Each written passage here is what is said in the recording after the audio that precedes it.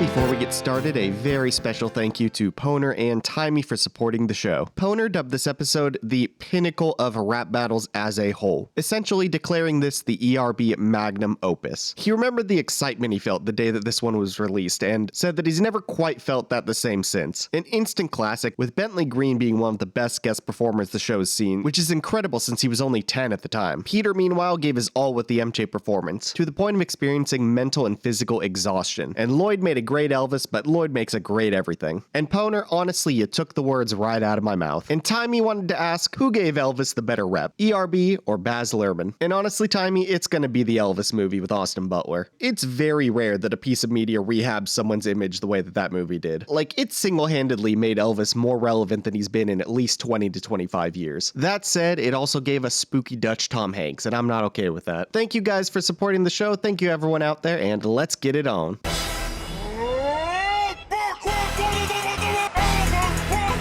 First off, 10 out of 10 beat on this one. Shout out to Allrounda Beats, who came on board for the finale of season 1 and who will have a big presence going forward. He's a relatively huge name in the production world, and no doubt the involvement of Maker Studios allowed the series to get someone like him for season 2. Second off, while he ain't no Austin Butler, Lloyd looks pretty solid here as Elvis. Love the attention to detail with the old style condenser microphone, and I appreciate Lloyd's physicality in the role. Already displaying here a signature Elvis pose, and he is accompanied of course by the use of black and white footage, which is an homage to the early Elvis jailhouse rock period. Similarly, good backdrop choice for young Michael Jackson, perfectly encapsulating that visual style of the 70s soul era, which the Jackson 5 got famous in. And good costuming for Bentley Green as young MJ. Green's had a fairly unique life, first being famous at the age of 6 with this rap video that was featured on talk shows during that early YouTube period where mainstream media was obsessed with children being able to sing and play music. He since went on to a decently successful YouTube channel and then minor roles in TV and film. I hope he's doing well, honestly. Child celebrity is weird, and it's strange to think that he's younger than me in real life and already had an entire career rise and fall. Existential ponderings aside, I'd say he was a perfect casting choice for young Michael Jackson. He looks the part, and Jackson likewise became famous at a very young age, with the Jackson 5 already having hits when he was around the age of 10, creating an interesting real-world parallel. Also, King of Pop versus King of Rock and Roll, hot dang, what a great battle theme. Let's do this. As far as I can tell, As I Live and Breathe doesn't connect with either musician beyond being a figure of speech, but please correct me if I'm wrong here and there's some sort of deeper meaning. Neutral, but still a great sounding line that opens the battle with an older expression that helps set that 1970s time period aesthetic that they're going for. There's a long-standing criticism of Elvis that he essentially took African-American rock and roll, made it lame, and turned it into mainstream white people music so that he could get big. There's a bit of truth to it, and Elvis did make some pretty terrible music during his 60s movie soundtrack period, but the discourse is way more complicated than that, as these things are. And regardless, his early output was pretty solid, and I wouldn't call it significantly watered down compared to his contemporaries. Still awarding a point though, because of what it hints at, and because rockabilly, a style of music, fashion, and culture largely derivative of early Elvis, can in fact be pretty damn cheesy.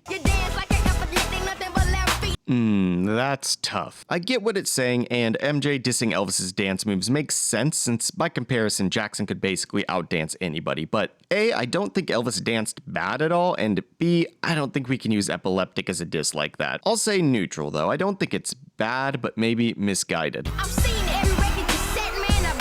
Ooh, that spin and then the effect of the other members of Jackson 5 popping out, pretty slick. Anyway, yeah, it's a great brag. Michael Jackson did end up setting quite a few music records, such as most #1s, most records sold, and best-selling record of all time, which still stands with Thriller. It is a little hard to do an apples-to-apples comparison by the numbers though, since the way things were tracked when Elvis was at his height was a little bit different from how they were tracked in Jackson's time. Musical achievements are surprisingly messy to calculate, and in some ways, Elvis has remained larger than Jackson, still allegedly holding the record for most albums sold by a solo musician. All that's to say, they were both super duper famous, and MJ did in fact break some of Elvis's records, if not every one, which is still really impressive and deserves a point. Oh, brutal. Elvis famously, or I suppose infamously, died in the bathroom. Probably from a stroke or cardiac arrest, largely brought on from the absolutely insane amount of prescription drugs his questionably credentialed Dr. Nicopolis gave him. Pretty tragic, actually, but in the rap battle context with that Burning Love reference in there, I'd say it's a 3-pointer. Honestly, for some reason, I always thought he said butterface up here as some sort of fat insult, but I was wrong, and I guess better face up is just another figure of speech. Bad and Smooth Criminal are MJ song references, it's all just filler, moving on. I guess it's fine. It's trying to do some wordplay with a threat to shoot him, as well as referencing how Elvis had to be shot from the waist up by the camera when appearing on the Ed Sullivan Show because his hips were too kinky or something. I don't know, I wasn't there, and I don't think it quite all lands, but it's fine enough, so neutral. Sick moonwalk. But the line itself, filler, just noting Jackson is famous for the moonwalk and referencing the Elvis song Blue Suede Shoes. That's kind of funny. It'll get a point, even though it doesn't quite make sense, but the spirit behind it works. It's all a little bittersweet, since it's referencing the success of the film and soundtrack This Is It, which is a documentary about Michael Jackson that released shortly after his death and was a pretty big deal. That said, while it was successful at the box office and the CD soundtrack definitely sold multi-millions of copies, platinum on Blu-ray doesn't quite make sense. See, Blu-ray simply hasn't managed the popularity that VHS or DVD experienced. And as a side note, I don't even think movies are technically measured in platinum and gold sales the same way albums are, but even if they are, and platinum is still 1 million copies. And while I can't track down the official This Is It Blu-ray numbers, I'd guess that in a format where the top 10 films, all global blockbusters, most from Disney, it would take a lot to convince me that a documentary that got big in the earliest days of the Blu-ray format really cracked 1 million. Blah, blah, blah, blah, blah, blah, blah. Still, like I said, I appreciate the spirit of the disc, so it'll get a point despite the flaws.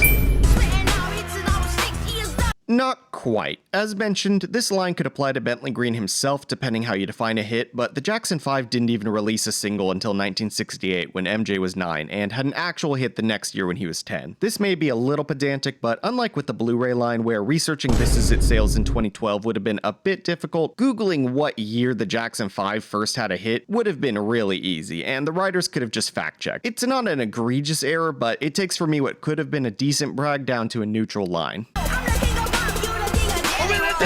Sure. The wordplay is a little forced. Instead of rock and roll, it's jelly rolls because Elvis infamously got fat. But, I'll take it. It's a weak point, but a point. It's so dumb. But I laughed, and I love Lloyd's impression of the early Elvis singing style, and it's kind of a rebuttal to Jackson's 3-pointer earlier, so I'll give it a point.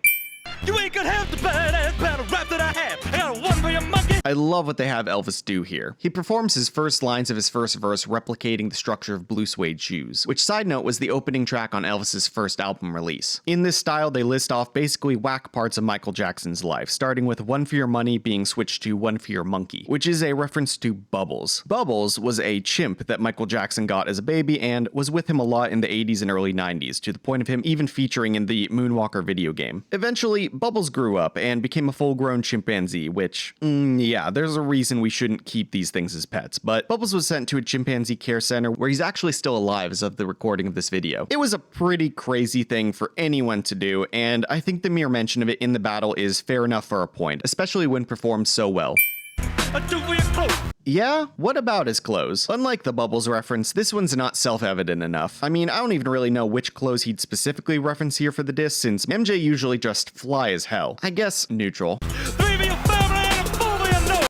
Again, the lines need to do more. The nose job isn't an obviously unhinged thing to do like owning a simian, and while the Jackson family has whack stuff you could talk about, you need to be more specific about it to land a diss. Still neutral because it's getting carried by this Blue Suede Shoes format. You better surrender talk about them ABCs, because all you want to do is teach kids the birds and the bees. Oi, so yeah, unfortunately, whenever you talk about Michael Jackson for long enough, eventually the subject of the kids pops up. Listen, I'm unwilling to jump into this discourse. I'm sure you all generally know, and if you don't, Google him and it'll be there. It's all really uncomfortable to talk about. I kind of hate the subject even being in the rap, but it's also a total fair play in the rap battle context. I hate it, but it's a point.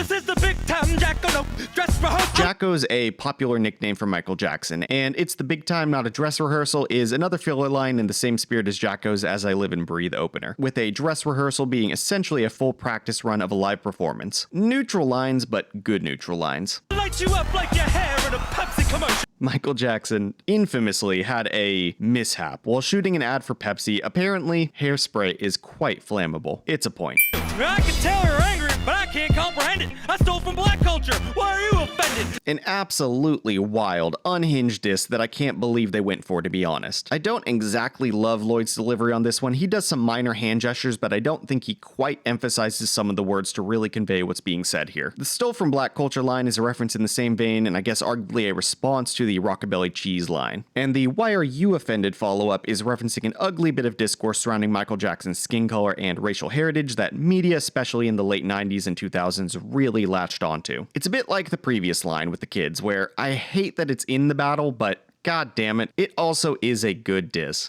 Your daddy beat gold records out of you like alchemy. Oh my god, why is every line from Elvis so out of pocket? This one's somehow even more messed up, basically referencing how Michael's dad was allegedly an abusive tyrant who was incredibly cruel towards his children, especially when it came to drilling them when perfecting their singing and dancing and whatnot for the Jackson 5. I mean, it's fucked up, no two ways about it, but beating gold records out of someone like alchemy, the pseudoscience of turning things like lead and mercury into precious metals like gold, it's brilliant wordplay. 3-pointer. I'm so sorry.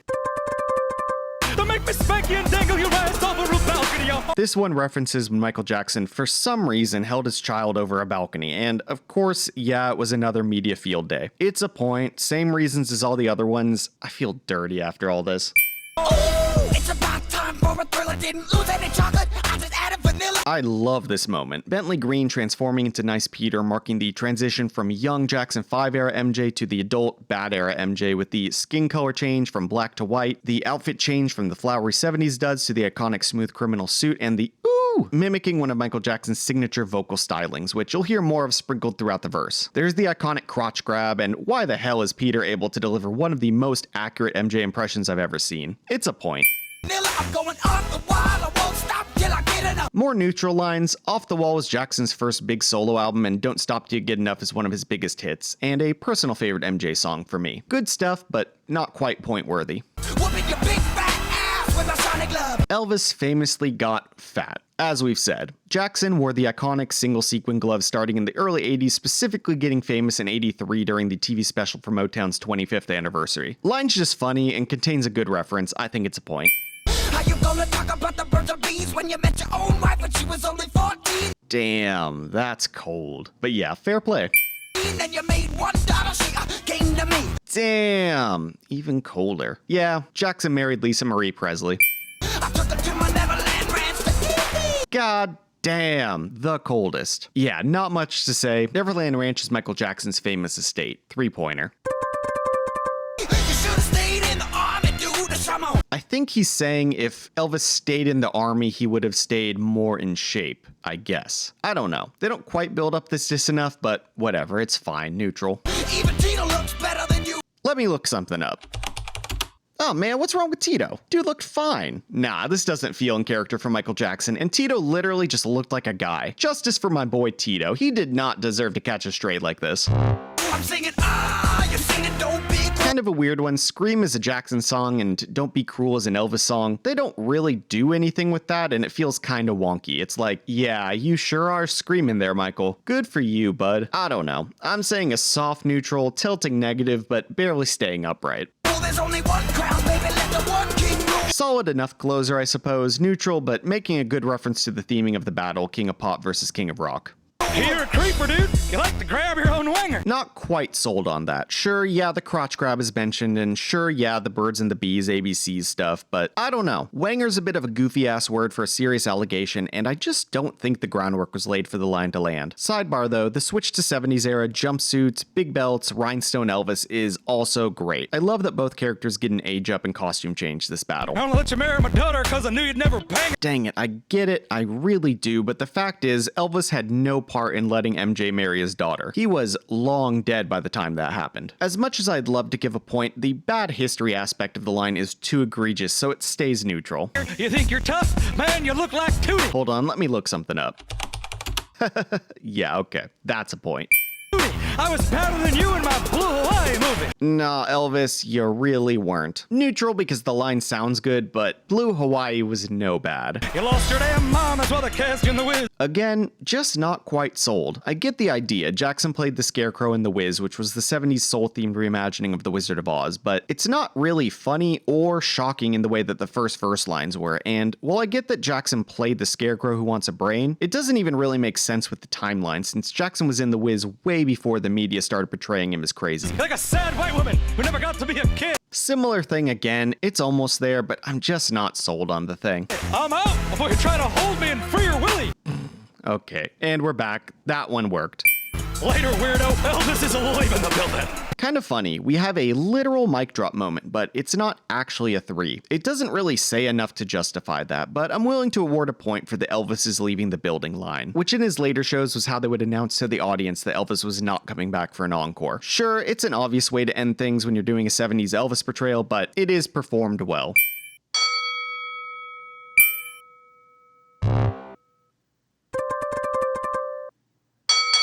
Michael Jackson versus Elvis is a dream matchup and a damn slugfest. No one's pulling their punches, and we're treated to some of the most brutal disses in the show up to this point. Delivered through 2, no scratch that, 3 of the best performances of the show to date. Bentley Green is a welcome guest as young MJ, and Nice Peter delivers what I'd call an unbelievable impersonation as adult Michael. Meanwhile, Lloyd brings us an absolutely killer young Elvis and an absolutely adequate older Elvis. Honestly, yeah, if I were to tweak anything, I'd have probably gotten another guest for older Elvis to add some symmetry, and I probably would have rewritten a couple of the verse 2 bars. Elvis really had it in the bag and just choked it last second. One too many sandwiches, I guess. Fun fact, did you know Elvis dyed his hair black? I guess gentlemen prefer blondes, but gentle women prefer black culture. If we get a spiritual successor, I hope we get Prince in it, the Pharaoh of Funk. Nobody calls him that, but goddammit, how the hell else do I slip a reference to Egypt in there? Tune in next time, you won't want to miss it.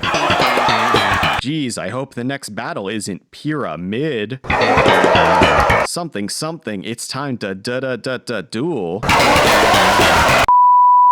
Thanks to Laser Panda for supporting the show, and thanks for putting up with me. The king of puns is leaving the building. Shit, I already did that joke.